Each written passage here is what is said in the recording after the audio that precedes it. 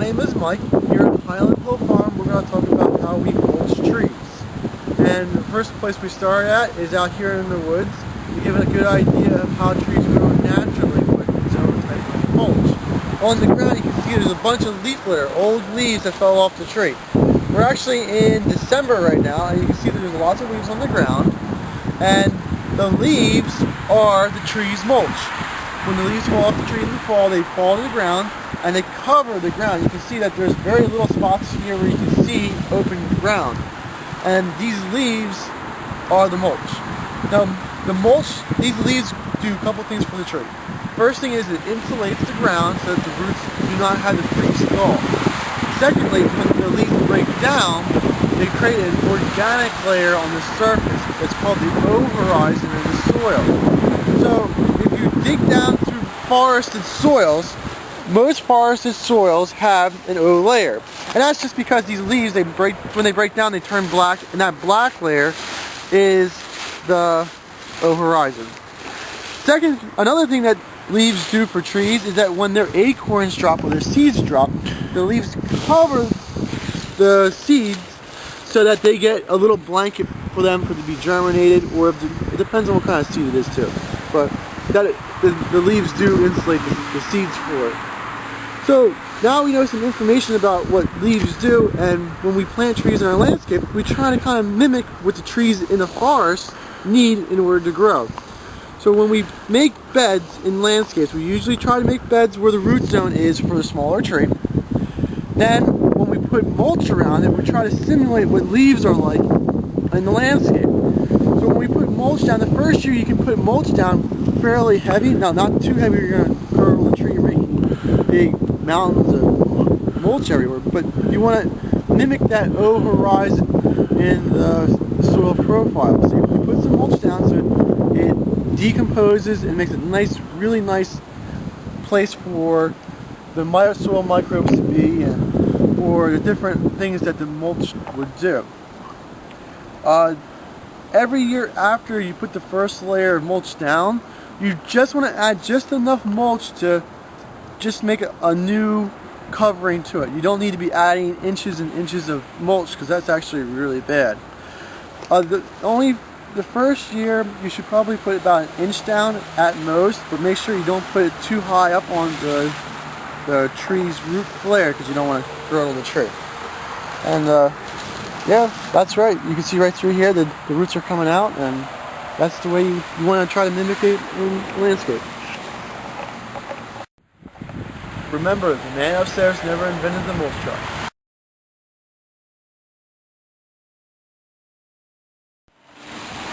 Here at a parking lot, you can see an oak tree, and we're just taking a look at the mulch bed around it. I do like the mulch bed. You can see that it's not too much mulch. You can see some of the dirt coming through. You can see parts of the root flare coming out, and it's a fairly large size bed for it. Maybe a little bit bigger of a bed needed for this size of a tree, but to be honest, in a parking lot, in a situation like this, I would say this is very, very good. I don't see anything really wrong with it. How much mulch did you think they actually have there? About an inch? Well, what happens with the mulch, they probably put it in the springtime, and over the summer it decomposes, so I don't know exactly how much they have there, but maybe an inch or so. You can see it is, even though we had a lot of rain last night. So it's about an inch, right? Yep. I would say, yeah. It's just about right. Okay, well, thank you very much, Mike. This is about free mulch, and what kind of mulch you can expect. Sometimes you get some really nice mulch, like this right here. It's chopped up very nice. We like it. It'll break down real fast for us. And if you look over here, sometimes you get some real stinkers where they don't even do all the work. So when you get free mulch, just beware, because sometimes it's not always as nice as you think it's going to be. Things that we like to do, we like to spread it out on fields before we plant it, and yeah, just be wary of where you get the mulch from. What kind of pathogens could be in your free mulch? Oh, okay. Well, that's actually a good question, because there's a lot of bad pathogens that come in mulch. The most notorious one is a disease that attacks maples. So when you have mulch for maples, just be careful of where it comes from, and make sure that the wood chips themselves are not maples, because that's a real serious problem that they have. You can have a healthy maple in your landscape, If you put mulch around it, you could actually be infecting that tree, dooming it to die, and dooming any other maple in the soil whose roots can grow into that soil where the mulch is at to die for the next 7 years. So if you have maples, be wary about where the mulch. If you're going to screen out a large property with an evergreen shrub or tree, one selection you would want to consider is the green giant arborvitae. This fast-growing arborvitae is really a western red cedar. Its normal habitat is on the western coast of North America in Washington and Oregon. It was a cross between a Japanese arborvitae and the western red cedar that created the clone called the green giant. This particular variety is very easy to grow, has a small fibrous root system, and can actually put on growth of 3 feet a year in many locations if properly cared for. It forms a very nice tight screen. It's usually planted between 5 and 8 feet apart, and when it's planted, it's easy to grow.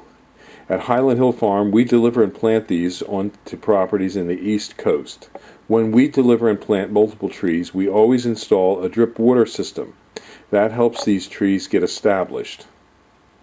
When you are considering a screening or buffering project, give us a call or send us a picture of your site for free review. We're located in Fountainville, PA, Milan, PA, and Lenore, North Carolina. So we ship all over the East Coast, and we do deliver and install. We have green giants, small seedlings to large trees. We ship them on pickup trucks, on flatbed trailers, and also on tractor trailers. So call us at 215-651-8329 for the #1 screening plant in North America, which is the green giant. Highland Hill Farm is a plant and tree grower located in Fountainville, PA. We will give free landscaping plans that we draw up for our customers. Just email us pictures of your site and a description of what you want your landscaping to accomplish, and we will help you select trees and shrubs for the desired purpose that you have in mind.